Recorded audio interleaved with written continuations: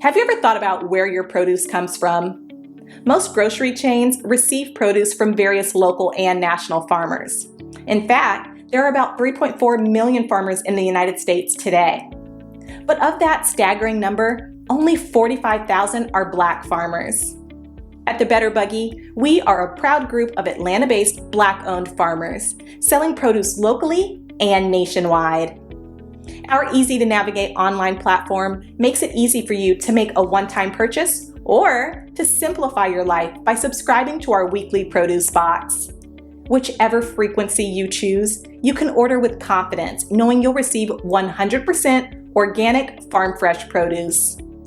If you're looking for a thoughtful gift for a loved one that they'd actually find useful, be sure to pop by our online store where you can snag a gift card your recipient can use to order their own produce and t-shirts. Ready to start supporting local Black-owned farms and making healthier food decisions? Visit thebetterbuggy.com now to start shopping. Ladies and gentlemen, many of you might have watched my video on them extending the eviction moratorium another month until July 31st. Well, there are groups of landlords and real estate groups that took this to the Supreme Court to fight it. They wanted the moratorium to end immediately, but the Supreme Court refused to do anything, and the extension of the eviction moratorium will remain in place for July 31st. So yes, there's a lot of angry people out here that don't want this in place. So this is BuzzFeed, ladies and gentlemen. The Supreme Court will keep the federal eviction moratorium in place while legal fights go forward. So this is June 29th, 2021. So the federal moratorium on evictions, they're saying, will continue in place. So the Supreme Court did not change anything about the 1 month extension. And, it's a policy that renters nationwide have relied on to ease financial hardship caused by the virus pandemic.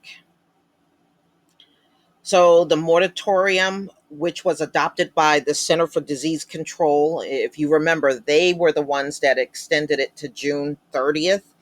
And then an announcement came out later that it would be extended for another month, July 31st.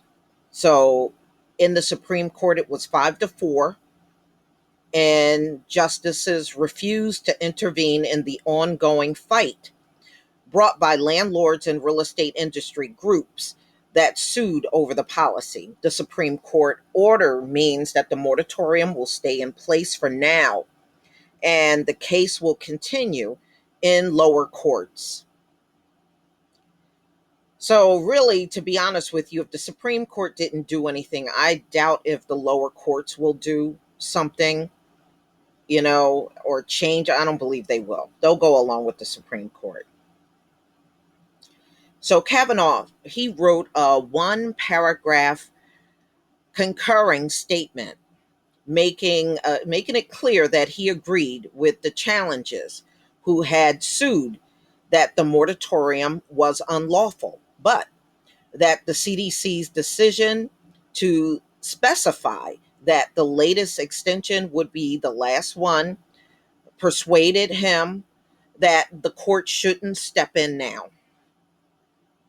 Because the CDC plans to end the moratorium in only a few weeks on July 31st, and because of those few weeks will allow for additional and more orderly distribution of the congressionally, appropriate rental assistance funding, which they have really done bad with this whole thing, with funding altogether. I voted at this time to deny the application, Kavanaugh wrote.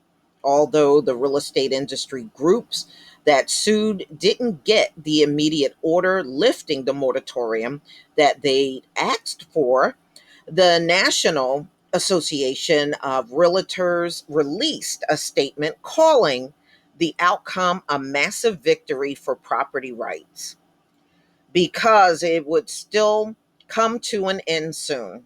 The group, President Charlie Opler, said that the order keeps in place certainty for tenants for another month while bringing charity to struggling housing providers.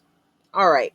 So as it looks, ladies and gentlemen, especially, my subscribers that are renting, or, people that are behind on their payments, or maybe your family members or you yourself, there's at least one more month in place. We'll see what happens at the end of July. I just don't see them letting it go fully. You know, Number one, they know there's not a lot of people out here working. Folks are not taking the jobs. And America's economy is not back on its feet. And if they got to throw millions of people out on the streets, that I think will make the situation worse. But we'll see what comes out of the Biden administration. If they're going to extend it again, we shall see. Whenever any changes occur when it comes down to the eviction moratorium, I will let you know. Please leave your comment and subscribe. Don't forget to hit on the notification bell, and I'll see you on the next video. Peace, family.